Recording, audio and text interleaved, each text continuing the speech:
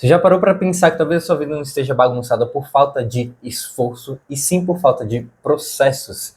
Se organizar em silêncio é o tipo de coisa que ninguém sai postando, comentando com todo mundo aí, mas quem faz sente a diferença. E a gente não precisa de técnicas mirabolantes, coisas que vão virar o jogo de um dia para a noite, assim, como se fosse um milagre, mas sim de hábitos que vão devolver foco, clareza e tempo para a gente. Então, nesse vídeo eu vou te apresentar alguns dos hábitos que eu venho construindo assim para me organizar e principalmente para manter essa organização de uma forma que seja funcional para minha criatividade, para minha expressão de forma geral, porque no final das contas é isso que importa, não ter um sistema super organizado ou bonitinho, mas que no final das contas você não consegue realmente ter uma ajuda ali, um acréscimo, seja de tempo ou então de qualidade que você tem feito por conta dessa organização.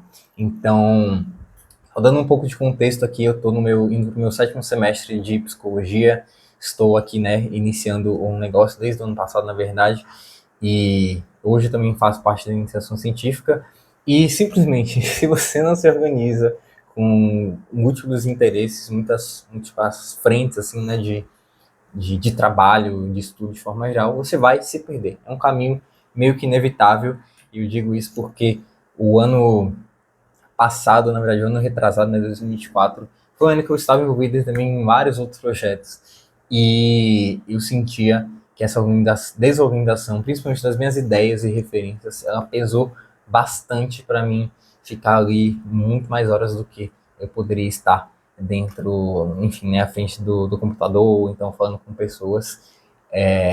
Enfim, poderia ter feito isso de forma muito assertiva se eu tivesse realmente organizado, prestado atenção mais no repertório e nas minhas ideias que eu tinha, e provavelmente você esteja numa situação um pouco parecida, ou então em outro posto, né, de não ter perspectivas com relação àquilo que você tem de interesse. Então, esse vídeo eu vou mostrar 6 hábitos que eu venho construindo para lidar com esse contexto de forma geral, e que são, de fato, assim, hábitos que são simples, sabe? Não é algo mirabolante de outro mundo para você fazer, assim, porque esse vídeo é para pessoas que estão iniciando, né? Para que você conheça um pouco mais sobre esse universo da organização, até realmente para pessoas desorganizadas, como eu coloquei no título desse vídeo.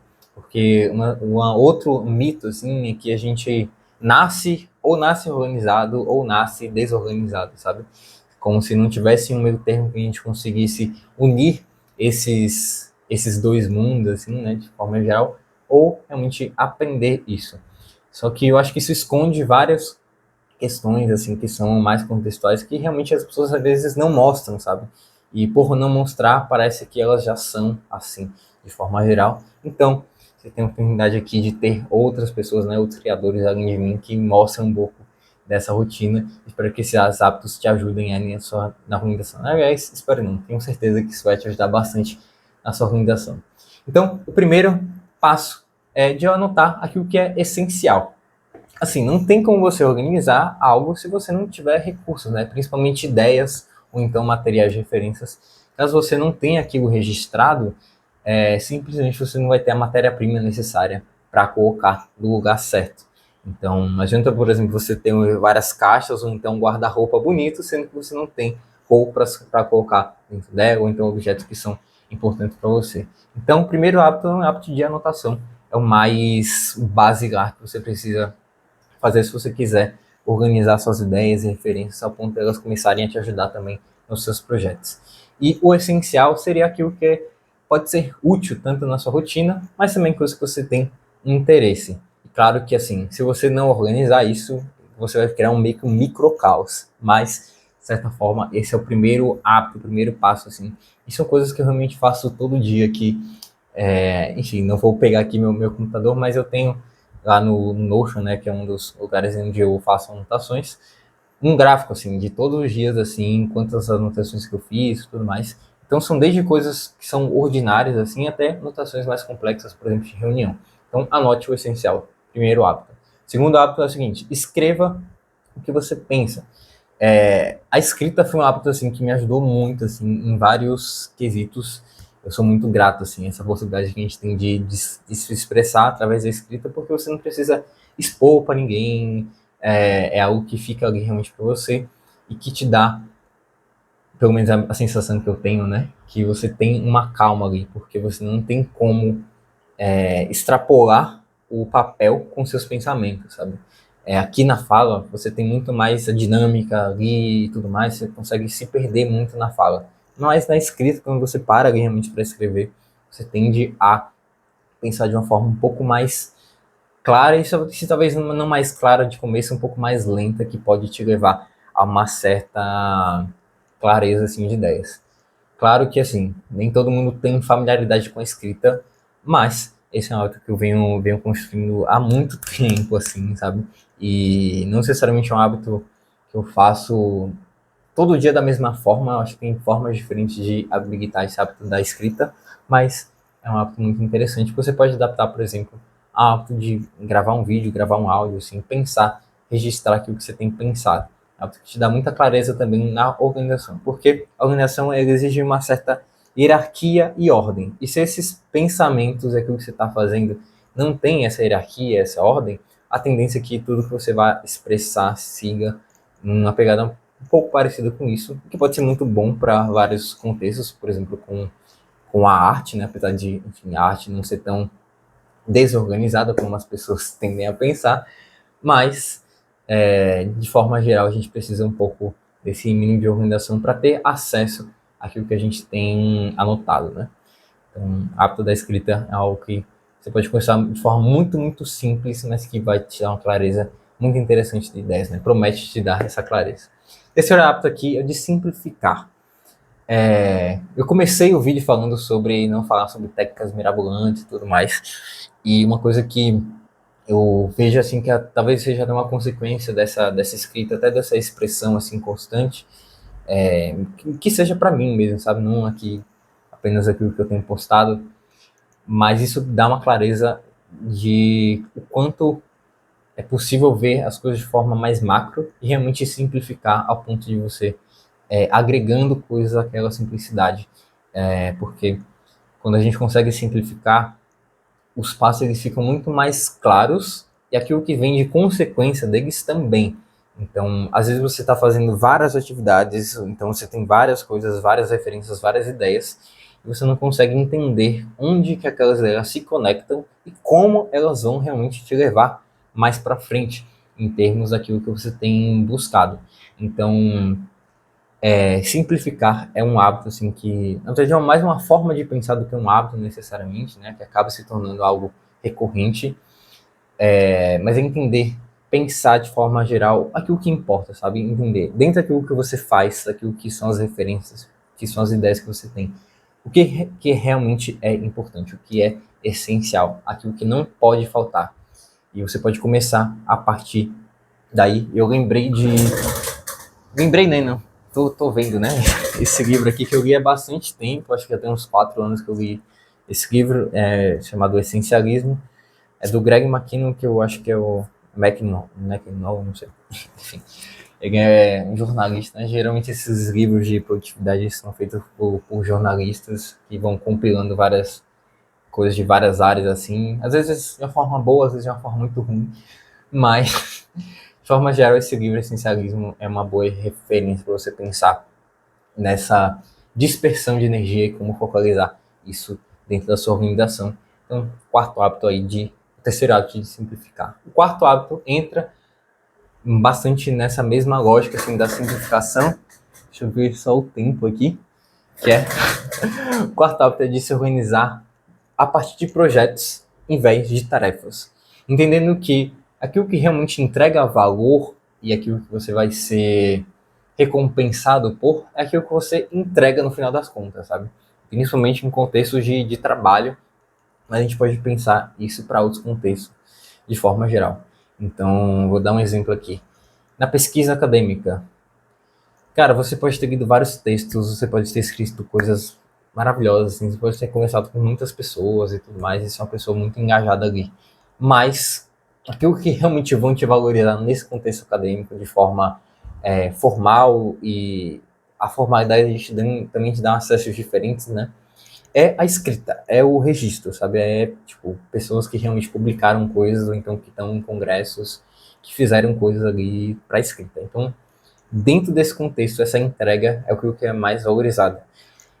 As tarefas, elas compõem essa entrega, mas se você foca apenas na tarefa, você pode perder muito tempo fazendo coisas que talvez não agreguem tanto valor assim. Ou então você pode pensar em formas de otimizar isso em função daquilo que é o simplificado, né? Daquilo que é realmente essencial. Então, desde 2024, assim, né, desse meio de ano para cá, assim, eu já tinha visto, né, coisas sobre projetos, mas eu comecei a radicalmente levar essa ideia a sério, assim, né, de pensar em projetos ali, tipo, na empresa júnior. Então, nossas tarefas são de organizar o drive, então de fazer prospecção, né, no aspecto comercial, então de fazer uma postagem.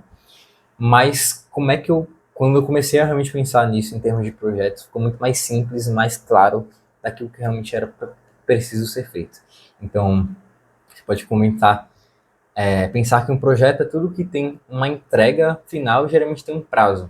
E ele vai estar geralmente englobando uma série de recursos, seja de tempo, recursos materiais e recursos é, psicológicos, né, sociais, assim, de forma geral, para você articular esse projeto e entregar algo.